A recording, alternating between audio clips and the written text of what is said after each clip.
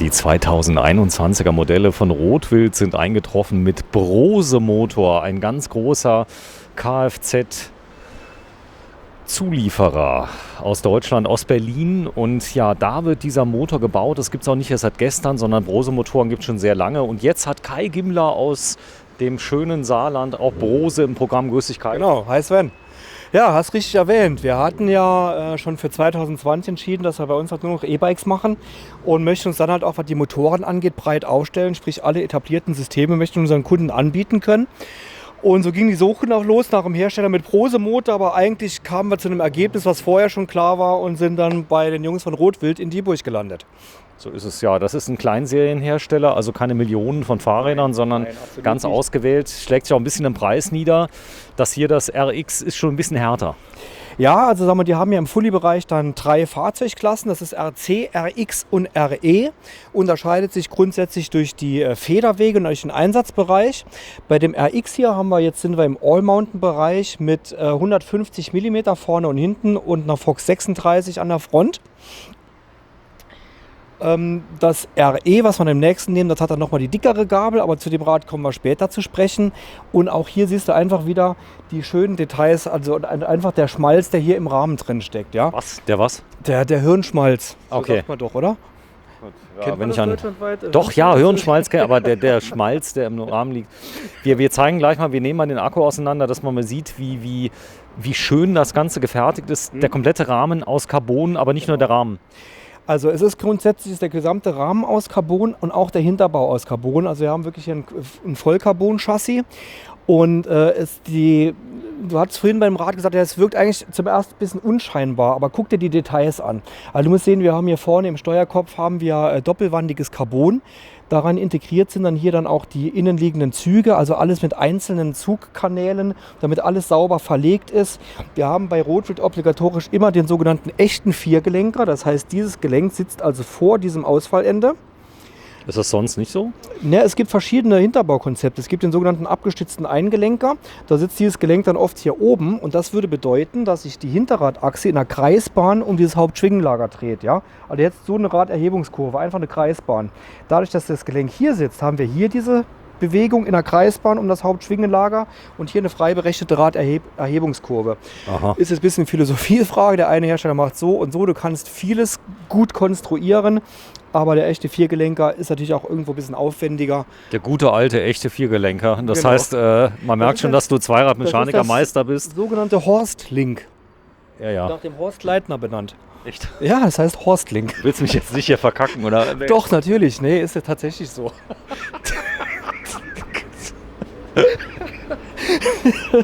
Deore XT drauf. Ja, genau. Ja, komm, jetzt ist gut. Vornamen. Was die Bremse angeht, hier siehst du halt schön, wir haben Eistech. Horst Leitner. Horst Leitner, ja. Was? Von Eis? AMP Research. Da hat sogar Kalle Nicolai damit mitgewirkt. Bei der Entwicklung dieses Horstlinks. So, jetzt komm auf dein Eisding. Genau, Eistech. Eistech-Bremse. Das heißt, wir haben hier eine Sandwich-Bremse in Sandwich-Bauweise mit einem Alukern. Und hier hast du Kühlrippen an den Bremsbelägen. Da geht es einfach darum, die Hitze beim Bremsen besser abzuführen. Und du kannst von oben drauf gucken, kannst die Bremsbelegsstärke von oben gucken. Na gut, im Idealfall geht das immer. Bei manchen Konstruktionen ist es ein bisschen verdeckt, aber klar, hier sitzt natürlich gut. Also meine liegen unten. Die Ja, du hast ja gerade nicht bei mir gekauft. Ja, das stimmt. So, ich zeige mal gerade Deore XT-Schaltung.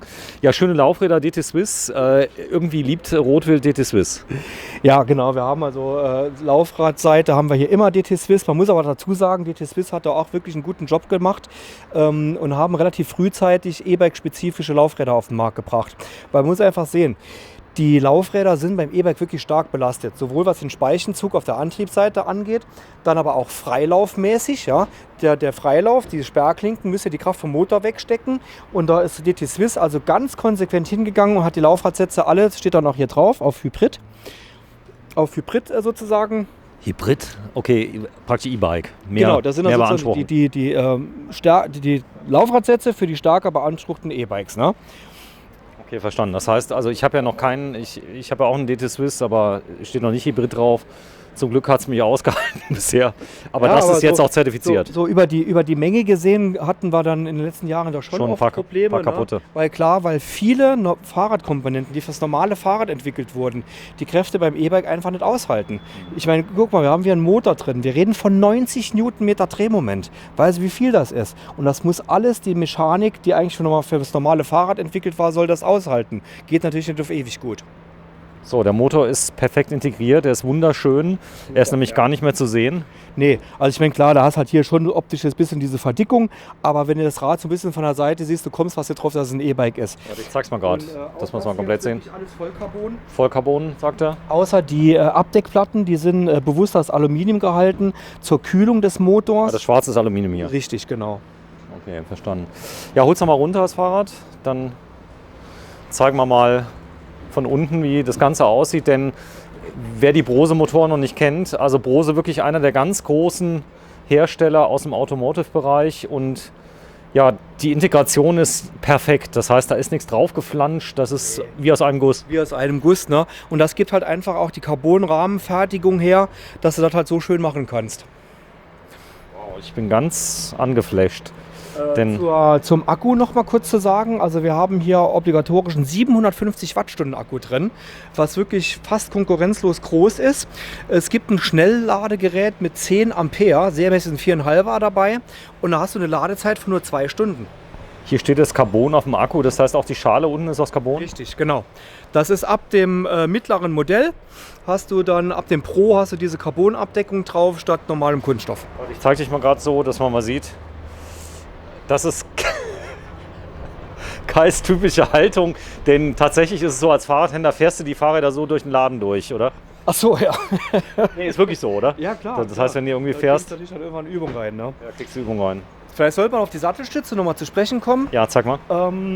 Auch wieder abhängig von der Ausstattungsvariante hast du diese sogenannte 8-Pin-Sattelstütze drin. Die zeichnet sich dadurch aus, dass die voll im Rahmen integriert ist.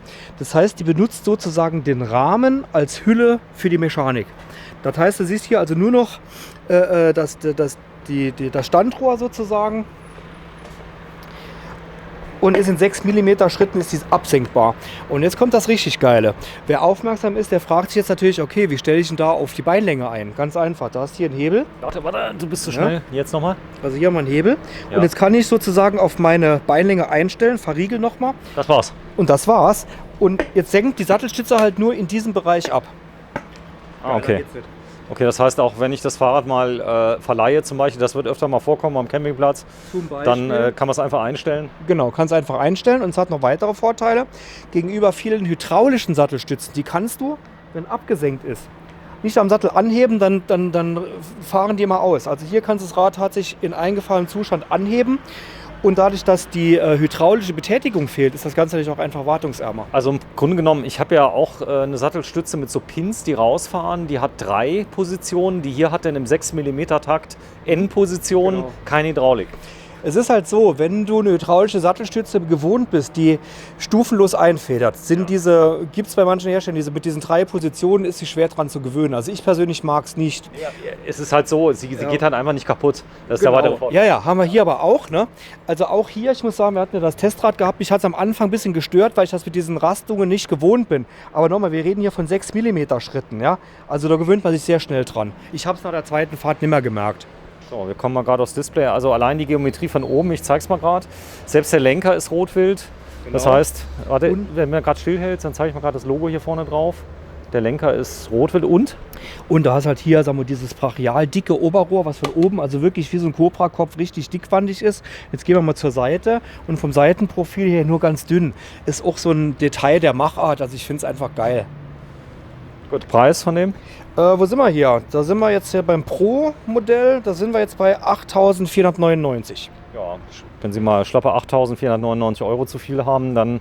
Jetzt ist aber so, viele machen das über Jobbike, also machst immer mehr Jobbike. Ja. Jobbike bedeutet, ich bin Arbeitnehmer, zahle einen Bruttolohn und es wird mir vom Bruttolohn abgezogen. Der Arbeitnehmer bekommt Der Arbeitnehmer bekommt einen Bruttolohn und das Fahrrad, also die Fahrradraten pro Monat werden vom Bruttolohn abgezogen Richtig, genau. und nicht vernettot quasi. Also, nicht voll, also es ist eine Gehaltsumwandlung, ja. Die Leasingrate wird vom Bruttogehalt abgezogen. Insofern wird weniger Bruttogehalt versteuert und diese Differenz ist eine Ersparnis, die liegt zwischen 27 und 45%, je nach Verdienst und Steuerklasse. Ja, das heißt, ich kann es vom Bruttolohn abziehen, das machen viele. Da gibt es Rahmenverträge, da haben wir auch eigene Videos zu gemacht. Denn ich sag mal, das ist jetzt ein Fahrrad, da sagt man zwar, ach, jetzt 8.500 Euro für ein Fahrrad, aber das ist für viele die Neuerfindung eines sehr sportlichen Elements. Das heißt, viele sind sportlich unterwegs und Bewegung tut einem gut. Ich sag mal so, das E-Bike hat natürlich schon dazu geführt, dass viele Leute jetzt wesentlich mehr Geld für ein Fahrrad ausgeben, wie sie sich vorher vielleicht vorgestellt haben. Merken dann aber sehr schnell, was für einen Impact das wirklich in meinem Lebensalltag hat. Ne? Also allein an Fitness, an Spaß, an Freizeitbetätigung oder auch Zweckfahrten. Das heißt, du kannst im Rad mal schnell irgendwo hinfahren. Und oft erleben wir, dass Leute, die beim ersten E-Bike vielleicht noch zum Einstiegsmodell greifen, dann beim zweiten Mal wirklich voll reinhauen, weil sich der Anschaffungspreis einfach Macht einen Höllenspaß. relativiert, weil es einfach Spaß macht. Hat nichts zu tun mit wie Fahren ohne Motor. Hättest du es gedacht, als wir uns kennengelernt haben, dass es so einen einschlägt? Nee, ich meine, also ganz am Anfang, guck mal, ich habe 2011 aufgemacht, da waren die ersten E-Bikes schon auf dem Markt. Da habe ich gesagt, okay, komm, musste irgendwie machen, aber mittlerweile, ich habe gar nichts anderes mehr außer E-Bikes. Also auch persönlich. Bisschen im Kinderbereich noch, oder? Also, nee, ich rede jetzt von mir persönlich. Kinderfahrräder, achso, du selbst hast noch E-Bikes. Ich persönlich fahre nur noch E-Bike. Genau, so hier vorne. Ja, wir kommen noch mal ganz kurz auf das Thema Schaltung. Die Schaltung sieht schon unglaublich aus. Wir haben hier eine Shimano. Einmal 12-fach ist das dann, ne? Ist ja mittlerweile, hat sich das durchgesetzt mit diesen Einfachschaltungen, also vorne die ganze Umwerfertechnik, das fällt weg. Ja gut, man hat auch die Power vom Motor, die man einstellen kann. Hat die Power vom Motor, wobei das nicht direkt miteinander zu tun hat. Es geht ja bei der Schaltung um Trittfrequenz, also um die Übersetzung. Und die sollte man ja wählen wie beim normalen Fahrrad. Aber diese Art der Schaltung hat sich auch beim normalen Rad ohne Elektroantrieb schon durchgesetzt und beim E-Bike sowieso. So, jetzt gibt es hier Details. Hier ist zum Beispiel auf der Bremsscheibe sind noch die Signalgeber für die Geschwindigkeit integriert. Genau. Da hast also der Geschwindigkeitssensor, der ist hier hinten dran am Ausfallende versteckt. Sag mal, wo? Ja, ist es schwer zu sehen? Du müsstest auf der anderen Seite reingucken, das ist ja nur so ein Mini-Bauteil. Also das ist schwierig, glaube ich, der Kamera zu erfassen. Fakt ist einfach, normalerweise hat das immer irgendwo hier in der Kettenstrebe gesessen, du hast diesen Speichenmagnet. Das fällt jetzt hier halt weg. Der Magnet ist in der Bremsscheibe mit drin, der Sensor ist hier hinten dran versteckt und ist doch auch geschützter wie an den ursprünglichen Positionen, weil einer der häufigsten Mängel, dass du hier diesen ursprünglichen Speichenmagnet verdreht oder hast ihn verloren und dann stehst du halt da und dann gibt's geht der nicht mehr. Ne? Okay. Alles ist integriert, die Züge, du hast sogar eigene Kanäle, die in dem Carbon eingelassen sind, dass also du es auch als, ich sag mal, Mechaniker einfach hast. Hast du gut erfasst, weil ich sag mal, innenliegende Züge waren die letzten Jahre ja überall modern, aber nicht jeder Hersteller hat es vernünftig gemacht. Und wenn du dir dann 2 Stunden die Finger krumm machst, für so einen beschissenen Zug zu wechseln, was ein Verschleißteil ist nicht witzig. Und das haben sie hier also vernünftig gelöst. Okay, das heißt, du kommst da durch, es gibt also eigene Kanäle dafür. Genau. Denn ich sag mal, jetzt ist das Fahrrad neu, aber wenn man es ordentlich auch bewegt und betätigt, dann reden wir von Tausenden und Abertausenden von Schaltvorgängen. Genau. Und irgendwann ist der beste Zug mal im Eimer. Richtig, ne? Wie gesagt, es ist ein Verschleißteil. Rotwild hat sich auch unheimlich viel Mühe gegeben, sag mal, diese Zugführung möglichst geradlinig durchs Rad zu führen. Ja? Weil auch das ist so ein Faktor, wie schwergängig oder wie leichtgängig deine Schaltung geht. Das liegt einfach daran, wie viel enge Radien gegebenenfalls der Schaltzug macht. Weil in den Kurven hast du nicht immer massiv Reibung. Innenzug, Außenzug. Ja? Und das haben sie ja auch versucht zu vermeiden. Du bekommst mein Fahrrad übrigens in Kürze. Mein Schaltzug geht viel zu schwer, nachdem ich ihn selber verlegt habe. Aber ich kann das ja auch nicht gut. Ja, Fox ist ja drin. Federweg hier nochmal? Also hier haben wir die 150 mm Klasse bei dem RX und dann auch gegenüber dem RC, was man im letzten Video vorgestellt hat. Das hat ja vorne hinten 29er Laufräder. Haben wir hier die Mischbereifung. Vorne 29 für gutes Überrollverhalten über Hindernisse und hinten 27,5 Plus für maximale Traktion mit dem breiten Schlappen. So, mach mal kurz an, dass wir mal sehen, das Display mal erklären. Das Display ist an? Ja, du musst unbedingt irgendwas... jetzt geht's mit der Spiegelung. Warte, ich gehe mal gerade ganz nah ran. Das wirst du mal zeigen. So, fangen wir an zu erklären. Also, wir haben also, wie du hier siehst, farblich schon verschiedene unterlegt, die verschiedenen Unterstützungsstufen. Jetzt zeigt er mir hier gerade die Reichweite an. Das ist also 4 Stück. Eco, Tour, Sport und Boost. Du kannst per App, kannst dich hier mit Bluetooth verbinden, kannst du die Unterstützungsstufen sogar im gewissen Rahmen an den Prozenten einstellen. Was weiß ich, du sagst jetzt, ich will jetzt im Eco, will ich wirklich nur ganz schwache Unterstützung, da geht es halt von 20 auf 10% runter, das lässt sich also alles per App einstellen. Das machen wir nochmal extra ein Video. Das machen wir nochmal extra. Der Baldi hat das nämlich vorbereitet, auf seinem Handy auch die App drauf, dann siehst du genau, was du dokumentieren, verändern kannst und so weiter. So, Range, die sehe ich natürlich hier unten. Also ihr habt es ausprobiert, der Akku ist ultra performant. Ja, also 750 Wattstunden hast du einfach an Kapazität. Klar, der starke Motor zieht natürlich auch ein bisschen mehr, aber wir können hier schon mit Reichweiten von 100 Kilometer rechnen. Realistisch. Was ist die höchste Stufe? Das ist dann hier die, was war es? Boost. Genau. So, dann Boost mal anmachen, setz mal drauf. Ich will mal gerade sehen, wie das federt, dass wir das einfach mal zeigen. Die Räder sind natürlich relativ neu aus dem Karton, also Fahrwerk eingestellt ist da noch nicht. Ne?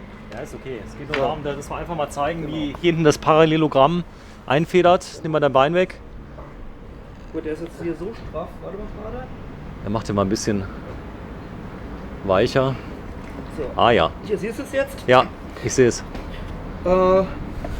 Das hier nennt man übrigens Piggyback, also der Schweinerücken. Geht einfach darum, diese Kolbenstange taucht in den Dämpfer ein, da ist ja Dämpfungsöl drin, ja. Beim normalen Dämpfer würde das Öl jetzt komprimiert werden und die Federkennlinie wird progressiv. In diesem Piggyback ist eine Membran drin mit einer Stickstofffüllung, damit das Öl ausweichen kann. Okay. Das nur mal kurz als Hintergrund, weil es gibt diese Dämpfer halt mit und ohne. Genau, wenn du gerade mal hinten zeigst, wie sich das entwickelt. Was meinst du? Das zweite Gelenk nur, dass man das mal sieht, wie sich das, hier. genau, wie das insgesamt einfedert, Ja. weil du es ja eben kurz erwähnt hattest. Du siehst jetzt, dass dieser Punkt sich unabhängig von dem halt eben bewegt. Ja? Das heißt, also rein von der Konstruktion her kann ich jetzt hier meine Raderhebungskurve frei berechnen. Da geht es um Antriebsneutralität und so weiter. Also das würde jetzt zu weit führen. Okay, prima. Ja, fahr mal mit, dass wir mal kurz gucken. Ich werde dich mal begleiten auf deinem langen Weg. Wir werden mit sagenhaften 3 km/h mal fahren, dass wir nur mal sehen. Du bist jetzt auf Turbo oder was? Ja. Oder Boost? Das tue ich dich überfordern. Ne, es geht.